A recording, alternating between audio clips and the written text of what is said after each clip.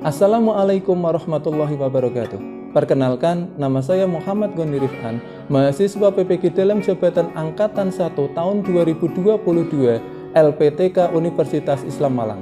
Saya berasal dari Mandua Kudus.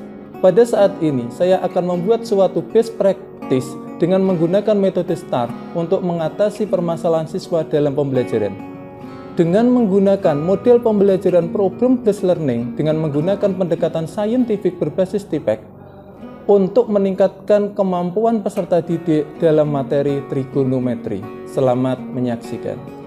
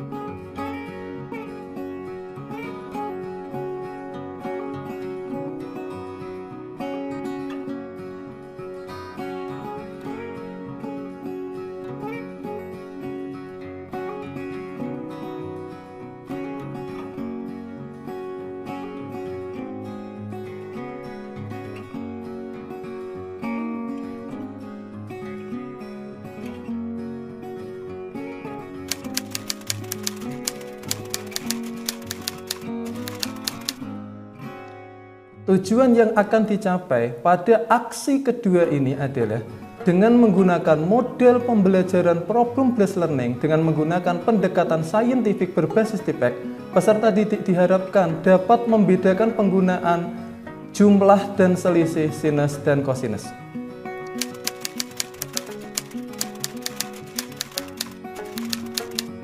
Kondisi yang menjadi latar belakang masalah antara lain: 1. Adanya masa peralihan dari pembelajaran secara daring menuju pembelajaran tatap muka. 2. Terdapat beberapa peserta didik yang masih belum bisa beradaptasi dengan situasi dan proses pembelajaran yang digunakan. 3. Prestasi belajar peserta didik masih kurang karena peserta didik kesulitan dalam memahami mata pelajaran. 4.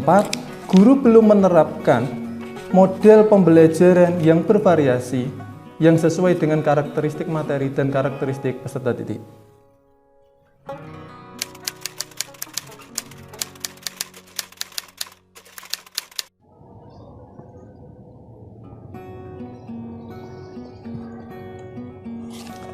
Praktek ini menjadi penting untuk dibagikan karena memberikan dampak yang besar terhadap pembelajaran, yaitu 1. Dengan menggunakan model pembelajaran yang inovatif, peserta didik menjadi lebih termotivasi. 2. Pembelajaran lebih terstruktur. 3. Pembelajaran lebih berpusat kepada peserta didik. 4. Dengan adanya diskusi kelompok, peserta didik dapat mengutarakan ide dan gagasannya. 5. Dengan presentasi hasil diskusi, peserta didik dapat berlatih untuk mengkomunikasikan ide dan gagasannya dengan penuh percaya diri dan tanggung jawab. Serta yang keenam, tujuan pembelajaran dapat tercapai.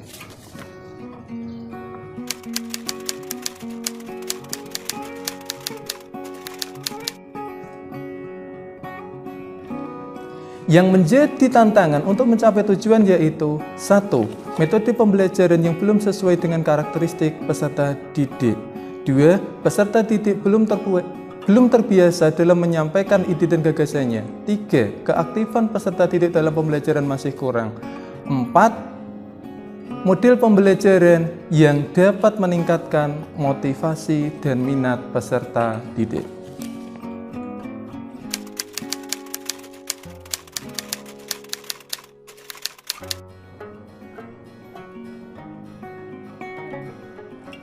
Yang terlibat pada PPL 1 dan 2 yaitu 1. Peserta didik kelas 11 IPA 6 sebagai sentral dalam proses pembelajaran menemukan dan membedakan penggunaan jumlah dan selisih sinus kosinus. 2. Guru sebagai fasilitator dan katalisator. 3. Dosen dan guru pamong yang membimbing terlaksananya PPL. 4. Bapak Stafendi Handoko sebagai rekan sejawat yang membantu terlaksananya PPL 1 dan PPL 2. Langkah-langkah apa yang dilakukan untuk mengatasi tantangan tersebut? 1. Melakukan wawancara dengan guru, dengan wakabit bidang kurikulum, kepala madrasah, dan peserta didik, serta mencari kajian literatur yang dapat digunakan untuk mencari alternatif solusi pada aksi PPL 1 dan PPL 2. 2. Membuat media pembelajaran yang sesuai dengan karakteristik peserta didik dan karakteristik materi. 3. Membuat video pembelajaran yang diupload pada channel YouTube yang bisa dimanfaatkan oleh peserta didik untuk mendalami dan memahami materi trigonometri.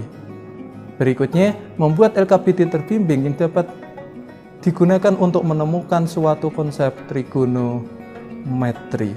Yang terakhir, menggunakan model pembelajaran problem-based learning dengan menggunakan pendekatan saintifik berbasis defect yang digunakan untuk meningkatkan keaktifan peserta didik.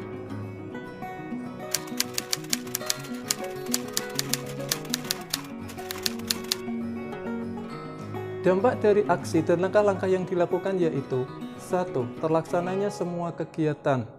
2. Kegiatan terlaksana sesuai dengan rencana yang ada pada RPP. 3. Peserta didik menjadi lebih aktif. 4. Peserta didik menjadi lebih percaya diri dalam mempresentasikan hasil diskusi kelompoknya. 5. Pembelajaran menjadi lebih bervariasi.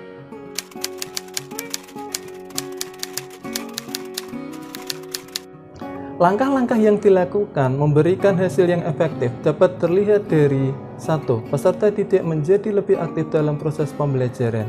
2. Peserta didik menjadi lebih percaya diri dalam mempresentasikan hasil diskusinya dengan penuh tanggung jawab. 3. Peserta didik menjadi antusias mengikuti pembelajaran baik dari tahap pendahuluan sampai penutup.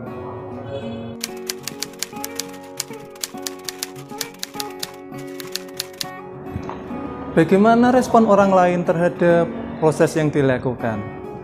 Kepala madrasah memberikan respon yang positif dan dukungan penuh terhadap proses pembelajaran yang dilakukan.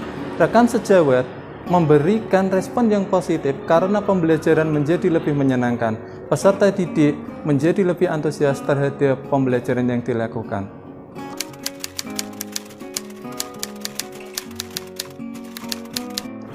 Yang menjadi faktor keberhasilan yaitu 1. Dukungan dari semua pihak madrasah, dari kepala madrasah, wakabit kurikulum, rekan sejawat, dan semua yang ada di madrasah. 2. Rekan sejawat yang membantu proses perekaman rencana aksi 1 dan 2. 3. Peserta didik yang antusias terhadap pembelajaran yang dilakukan. 4. Persiapan yang matang. Demikianlah best practice yang kami buat. Ucapan terima kasih kami sampaikan kepada Kementerian Agama yang telah memberikan fasilitas kepada kami untuk mengikuti PPG dalam jabatan Angkatan 1 tahun 2022.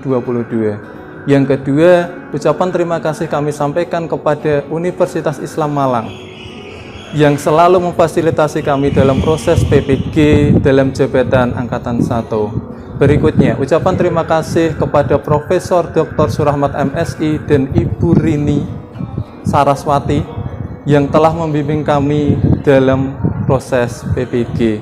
Teman-teman PPG Angkatan 1 yang telah membantu diskusi dan memberikan pencerahan kepada kami sehingga terlaksananya PPL 1 dan PPL 2. Rekan sejawat yang membantu terlaksananya perekaman aksi 1 dan aksi 2. Demikian best practice dari kami, saya ucapkan terima kasih. Wassalamualaikum warahmatullahi wabarakatuh.